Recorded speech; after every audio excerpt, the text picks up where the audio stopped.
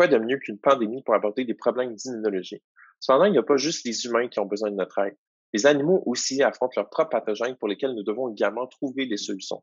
Les porcs, dont l'industrie représente une large proportion de notre alimentation, font face à la menace de Streptococcus suis. C'est une bactérie pour laquelle on ne dispose pas encore de vaccin et qui, en plus d'infecter les animaux, peut également infecter l'homme en cas de contact avec les animaux malades ou de consommation de viande contaminée. Cette bactérie est entourée d'une sorte de couche, d'une capsule de sucre. Et grâce à cette espèce de délicieux déguisement sucré, elle est en mesure de se répandre dans la circulation sanguine tout en évitant de se faire éliminer par certaines cellules du système immunitaire dont le rôle est justement de dévorer les pathogènes qui pénètrent dans l'organisme, ce qui peut causer des atteintes généralisées et parfois mener à la mort.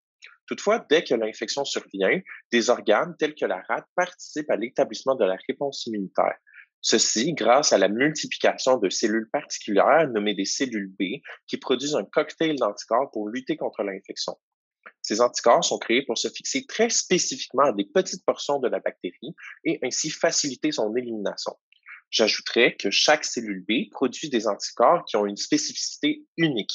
À cause de cela, toutes les cellules B de notre corps ne réagissent pas en même temps à chaque bactérie qui nous infecte, mais seulement certaines qui sont plus spécialisées pour tel ou tel pathogène et qui seront alors mobilisées et fourniront des anticorps adéquats en fonction du type de pathogène rencontré. C'est pour cela qu'il existe des cellules B localisées dans une zone particulière de la rate que l'on appelle la zone marginale ou extrafolliculaire et qui sont spécialisées dans la production d'anticorps qui s'attachent préférentiellement à des portions de la capsule de sucre qui entoure la bactérie.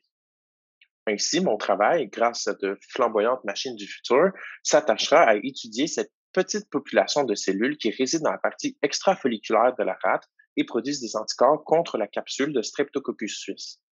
Je connaîtrai de cette manière la spécificité précise de ces anticorps pour les petits morceaux de capsule et pourrais par exemple en déduire contre quel morceau de cette capsule les anticorps produits sont efficaces. Je pourrais également comprendre le rôle des cellules B et la manière dont ceux-ci se multiplient durant l'infection. Tout ceci participant à l'accumulation de connaissances nécessaires pour l'élaboration d'un vaccin.